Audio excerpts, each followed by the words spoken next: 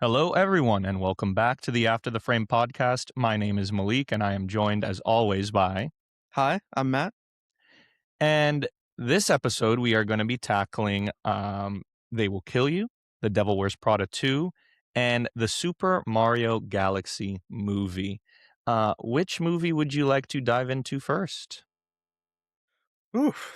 Let's go. They will kill you. I hated that movie. Um, I went into yeah. I just want to get that out the way. It is. I understand that people enjoyed it. I could not stand it, and within the context that it's not just me. I went with my girlfriend, and we sat in the back row, and we were in between two other couples, and halfway through the movie, one couple left the theater, and it's very rare that people leave movies. So couple one left the theater, and then there's a scene with a pig head, and that's towards the end of the movie, and the other couple in the back row just left at that point. So I'm just gonna say that me personally, I hated this movie. Although I'm sure that there are some people that will enjoy it, I am not one of them. So that's my little spiel before we get into any specifics. So how did you feel about it? Well, I didn't hate it, but I didn't like it. Like it's not, it's not a mid movie by any like it's well below that. It's not good. Um Sorry, I thought I was about to sneeze there. Yeah, you're allergic to this movie. I guess I am. Uh it has, as we'll get into it, I think it has some good, not a lot of it, but it's a skip, honestly. Yeah, for sure.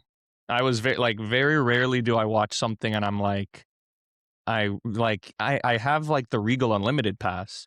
So it's not like I'm spending money each time I go. So I'm not saying like, oh, I wasted my money, but very rarely using this since I've had this pass have I been like, wow, I wasted my time watching this movie, and this is one of the times. That yeah, I can attest to that. Like it's one that I went to see and wasn't expecting much, but was honestly underwhelmed by it. And hey, think of it this way: we didn't pay for it. Wink, wink. Yeah, we just watched two other movies and then it Yeah, pays for itself, I guess. yeah, All right. Well, yeah, let's switch things up again and just get into the negatives then, because I think we have more negatives than positives. So let's knock that out. yeah. I mean, main main negative is they forgot the story, and I think the biggest issue is simple. Like action is not enough in a movie. This movie does have fights, chaos, style, but without a strong story, like it starts to feel empty fast. And there's very weak character development. Like it's hard to care about the action if the characters aren't built out.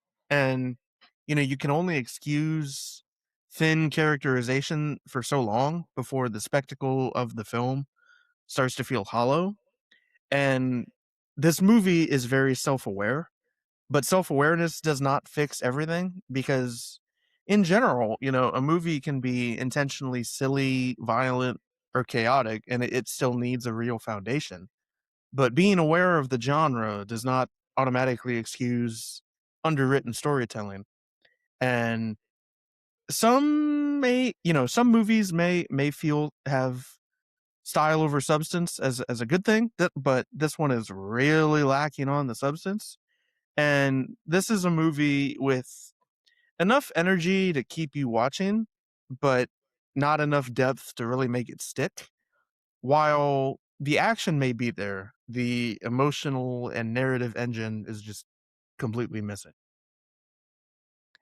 Yeah, I mean, I'm gonna need to take a deep breath before I get into my stuff here. Um, this movie it also didn't help, and I mean, it's not the movie's fault, but the movie I watched right before this was Ready or Not 2, and this movie feels very derivative to the Ready or Not franchise, I guess we'll call it, where you have this group of, like, elites that are doing something with, like, a demonic it's like a very much in the same vein as if you've seen the first Ready or Not movie, or even the second one, And the only difference is that like she's at a hotel, and then the second Ready or Not also introduced a sister, and then this one also had a sister in it. So I'm watching this movie like maybe the week after I'd seen Ready or Not 2, and I'm like, I've already seen this before. The comedy for me doesn't hit. I think the over the top nonsense for me is even too much, and this is coming from somebody who loves the Monty Python and the Search for Holy Grail. There, as you put it perfectly, like sometimes you can just have too much flash and not enough substance, and that's kind of what the movie was missing for me. It has a plot.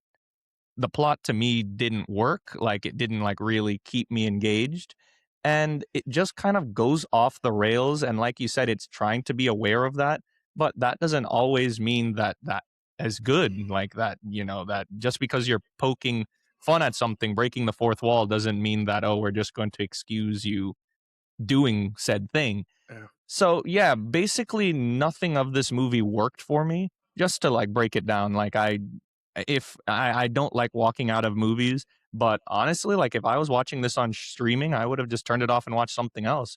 It's that kind of movie for me where I didn't really enjoy anything. Um, and the actors that are in it are decent Like I like Zazie Beetz. Tom Felton is in it, and from the Harry Potter movies, who I like. I think that like the casting wasn't the problem. I think it's just how everything was written. I also think that it's just so ridiculous how this girl who was in prison is basically just like Jet Li all of a sudden, and her explanation is, "Oh, I was in prison." Like in like when you're in jail, you're taught martial arts, like she's Shang Chi or something. Yep. It just didn't really make any sense to me.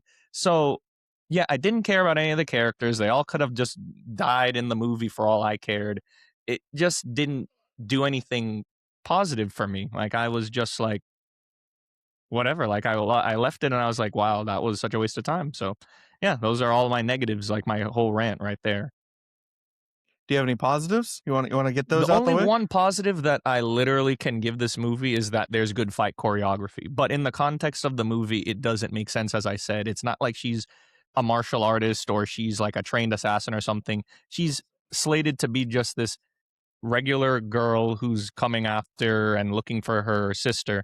But the fight choreography is as if she's like literally, trained with the Tibetan monks like Batman or something, and it just didn't make sense, and it just didn't work for me. Like I can understand the goofiness, but it wasn't funny enough for me to excuse it. So yeah, that's the only thing I can give its flowers for, is that I think that the editing and the fight choreography was well done. That's the end of the list. Yeah, I mean, to double down, like I do think that the action does deliver because that's the clearest positive, the action. Um, I do think this movie understands how to stage chaos, violence, momentum.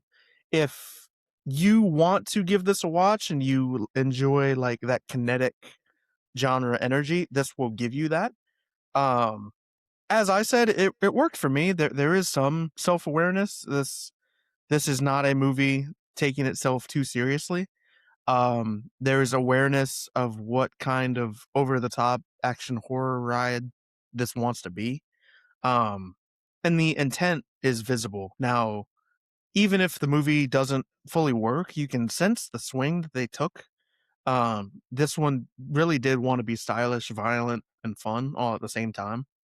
And there is enough intent there to make the failure a little more frustrating because I do think you can see the better version hiding underneath. It probably just needed a little bit more quality control with a fine tooth comb and figuring out what they wanted to specify and what they wanted to focus in on. Even the title is lazy. They will kill you. I just everything about this movie. I don't even want to get into it more. What did you give this movie? See, now I'm curious to hear your number. So I gave it a 4.4 out of 10, which is I think 2 stars on my scale. Okay, I gave it a 1.5 out of 5. Okay. It would have been like a 1 star if not for the action and the Okay. choreography. Um, it is not my worst film. I've recently seen something that's worse, if you can believe it. But I've seen a lot of things that are significantly worse. yeah, why like when we did our end of the year recap for 2025, I mentioned it there and I'll mention it again. I don't watch like movies going into it that I think I'm not going to enjoy, which is why like majority of the ratings that I have or the movies that I have are like kind of more either I'm a little disappointed, so they're like in the mid range, below average range. But very rarely do I go into a movie being like, oh, this movie looks bad and I'm going to watch it. Like if I think like I'm not going to enjoy it, I don't, or else I would have like a lot more things that are lower. So it's like when a movie like this I thought was going to be a fun time, it just really surprises me. That's when it gets so low. So yeah, this one waste of time for me. I don't recommend it. Man, now you have me really tempted to recommend you my worst movie of the year. I won't watch it. I'm sure if I Oh, I haven't know. already seen it. I think I'm the only one on planet Earth who has seen this movie. No, not really. I mean, there's a movie called Chum, which came out this year. I've heard of it. I watched a review of it. It's the shark movie. Uh-huh. Hmm. I gave it a flat 0, like an absolute 0, because it's genuinely AI slop. And like I like AI for some things, not Careful. this. Like, oh, I know they're gonna come for me just for saying that. Hmm. Um, that movie is just genuinely just AI generated and not good. Yeah. See, like I never until like I watched like reviews for it, I never even knew it existed. Like I never saw trailers for it. So those are the type of movies where I'm like, I'm never watching that. Like it would clearly get like a half a star out of me. Like I'm not gonna go out of my way and watch a movie like that. Doesn't make any sense. Yeah, see, sometimes I just feel like watching some Some slop. bad slop and just seeing what else is out there. And yeah, Chum is one of those movies. All right. Let's move on to slightly better. Let's talk about Super Mario Galaxy. Okay. This movie for me, I really have not no notes. I have very few notes in either direction, positive and negative. Like this movie is as straight an arrow as possible. The movie doesn't go for any swings for me. It's just very straight down the middle for me. I didn't hate it. I didn't love it. I didn't think it like offended. So it's just kind of there. How about you? Well, looking at my score, comparing They Will Kill You to Mario, there's honestly not much of a gap. But it's so crazy because these are two different movies. But yeah, I kind of feel the same way. Like there are a couple things that I did enjoy, and there are some main takeaways that I have that didn't work. I'm a fan of the Mario franchise, from the games to like I don't even think the first Mario movie was all that bad. And then, knowing growing up with Nintendo and these characters, like, I do have a sense of attachment to them, but this movie just wasn't it. I mean, if I'm a 6-year-old and I want to watch, Mario and some bright colors, sure, I'm all in. But um, as a 24-year-old who watches a ton of movies, it was just like, it's okay. Like eh, It was just made to make $1 billion and it did that. That's yeah, all it was. yeah. Yeah, let's get into the positives. The only positives that I had were if you enjoyed the first one, I think like the animation is still the same, and I think the animation looks really great.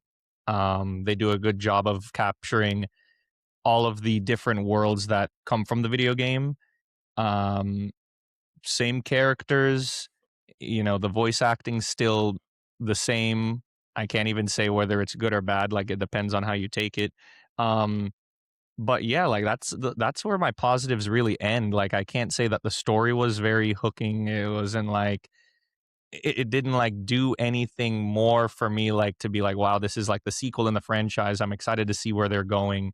So I'll get into that in the negatives, but yeah, it's really just the animation, the voice acting, the music, which is all the same stuff carried over from the first film, which isn't anything to specifically do with this one, but that's all I can really like think about that it did that I was like happy with. Yeah, I mean, it has this movie does have incredible animation. Like, I think visually, this is the movie's biggest strength because it is very bright, it's colorful, it's energetic. It is really packed with the kind of animation that kids will instantly lock onto.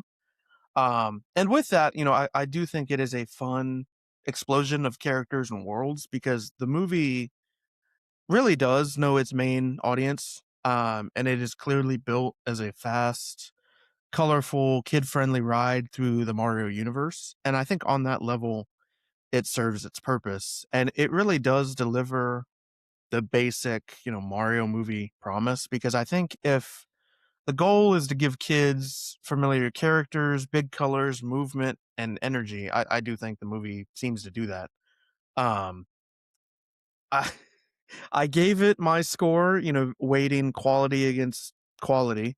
But it it is hard to be too angry at something that I know it is primarily designed to entertain children.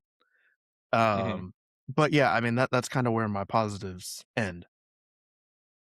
Yeah, yeah, we can just get straight into the negatives, but I agree with all of your positive points, but it's like one of those movies that I said it's like we're kind of racking our brains. It just it doesn't do anything, the movie. Like they just like kind of made it to make it, which as you said, like I guess if its whole goal was to make money, which it did, and just for kids enjoyment, like you just take the kids out of the house so they can just see some colors flashing on a screen and characters kind of doing things. Yeah, it has, like, a plot, but it's just, like, such a basic plot to, like, a random animated movie from, like, the 2000s that it's, like, can't write home about. But, yeah, Yeah. we can get into the negatives because I don't have, like, a ton of negatives per se either. Um, I think that the biggest negative for me is the lack of Princess Rosalina. She's basically a non-factor despite the fact that in the game she is very prevalent. So they cast Brie Larson and she's barely in the movie. And the way the marketing was making it sound is that she was going to be a big part of it. And no, she's not. So they kind of take her out of it, which is not true to the source material, which I didn't like.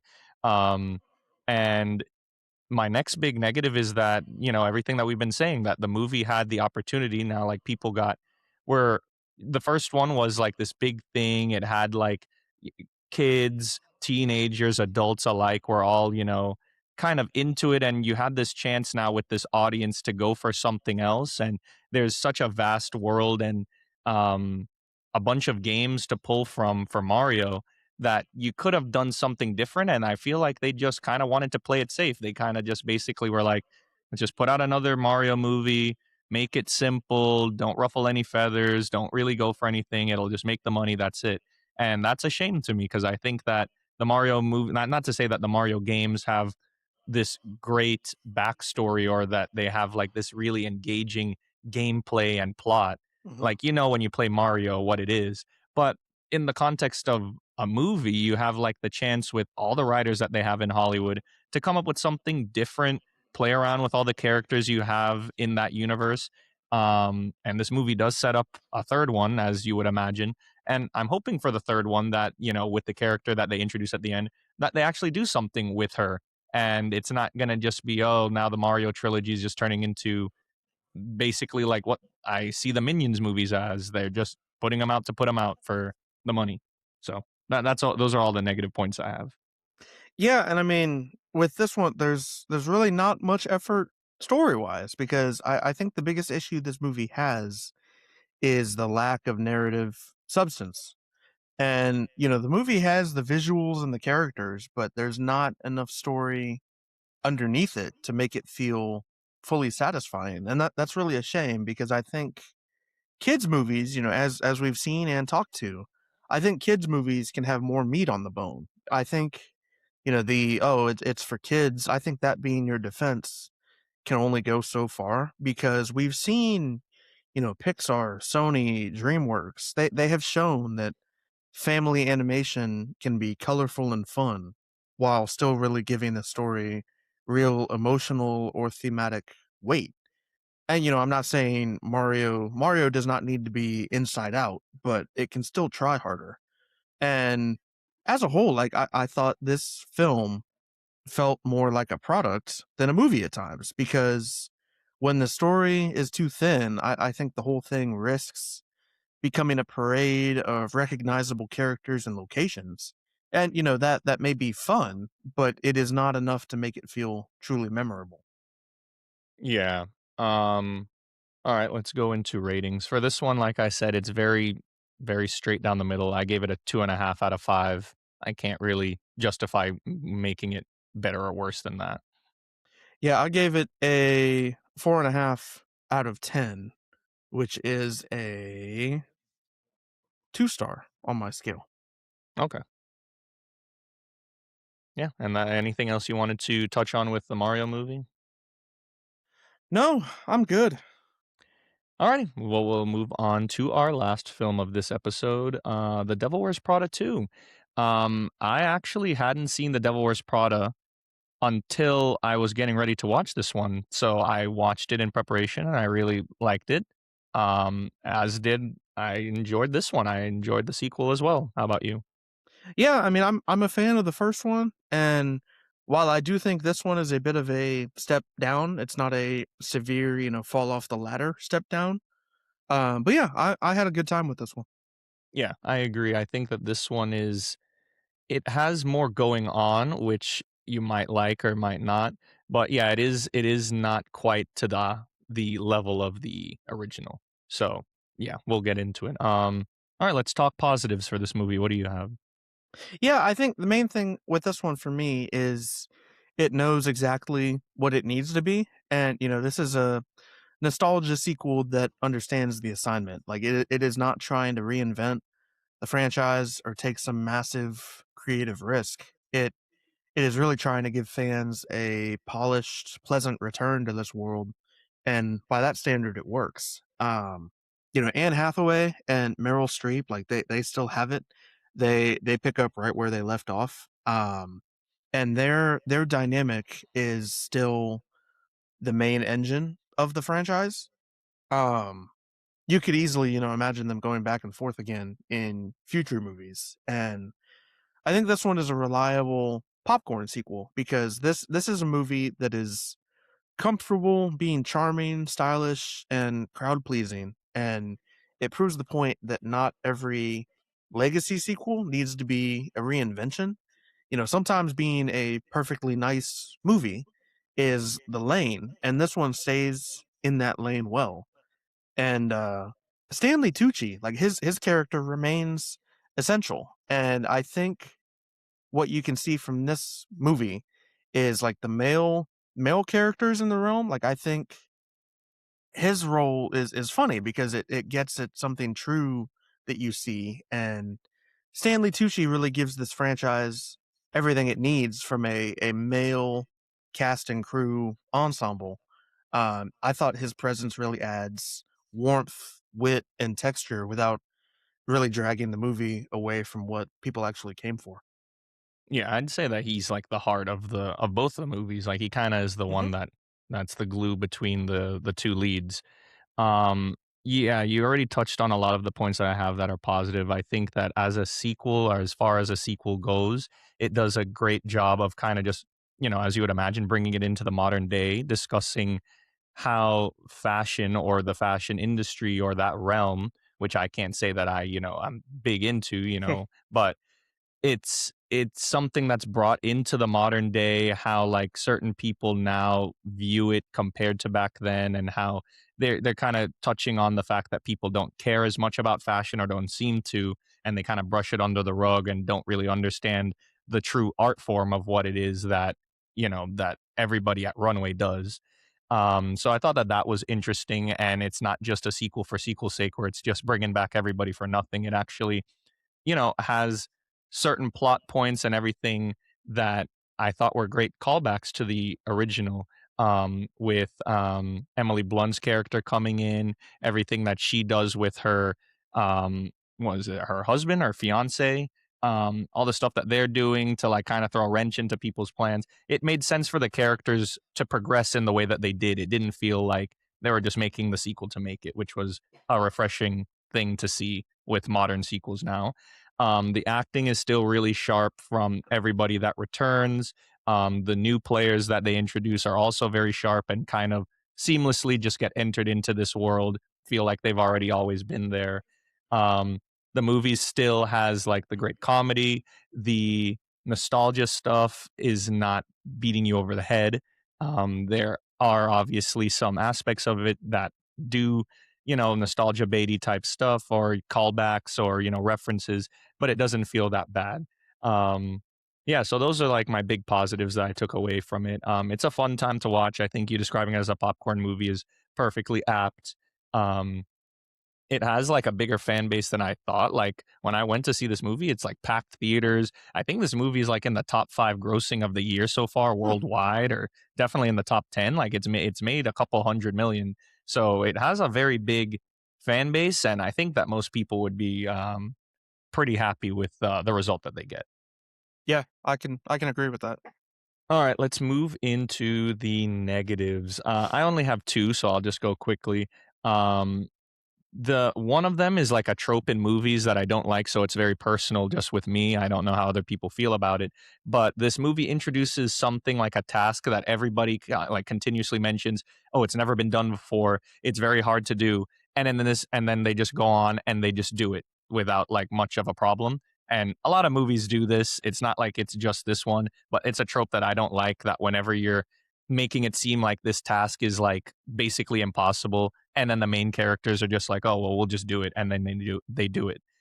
So that was like one of those things that like I was like, just like something in movies I don't like.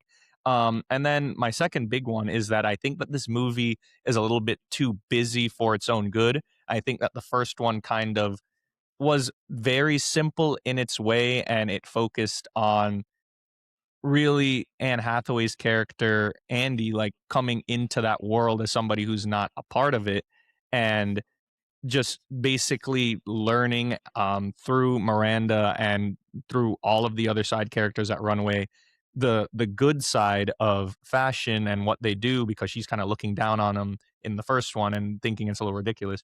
So it was focused on more of that. This movie had like a lot more going on. They're going traveling here. They have like this person trying to, buy Runway. This person takes over. Like it has like too much kind of going on at times that I feel like the film loses its focus from time to time. So it depends on what you like. For me, I just felt like the plot was a little bit too busy at times and they could have like trimmed things down. Um, but luckily the emotional um stuff that happens at the end, let's say, it still hits. Luckily, I was worried that all of the different plot points that they had going on was going to diminish it, but I think everything got wrapped up pretty well. So those are my only two negative points that I had. Yeah, I mean, I don't have I don't have much. I guess my main thing, I do think this film plays things very safe. I think the movie really sets aside risk in favor of a successful return, as we've seen, from not only reviews but also the box office. Um, and that makes it satisfying, but maybe not, especially bold or memorable. I do think this one could have used deeper storytelling. I do think there was room to dig in more. A sequel set years later, could have explored ambition, aging, legacy, the changing fashion slash media world, or the cost of success in a really sharper way. Instead, I think this movie mostly chose comfort instead of risk taking, which could be good, could be bad, depending on how you see it. And I I kind of touched on it as a positive. This one I think had some unnecessary male character drag. Like outside of Stanley Tucci, I think the franchise apparently doesn't need much from its male characters. So it's just like take them out. When the movie spends time with these characters, it risked pulling focus from the dynamics that actually work. So that's probably more of a critique than anything, just for time's sake. But yeah, I didn't really have anything overwhelmingly negative to take away. Yeah, if you're a fan of the first one, you'll definitely enjoy this one. Everybody that I've spoken to that is a fan of the first one seems to have enjoyed this one. I haven't really heard people saying they've disliked it. So yeah, I think it's a great watch. I'd recommend it. What did you give The Devil Wears Prada to? So I gave it a flat 7 out of 10, which is a 3.5 stars on my scale. Yep, I gave it also 3.5 stars as well. I think I also gave the first one a 3.5 stars, but I think the first one is better. I agree. I do think the first one is better. Yeah. All right. Anything else to add on this or any of the other two films? No, I'm all good. Alrighty. Well, then that does it for this episode. We will catch you all in the next one. Thank you for listening. Thanks, everybody.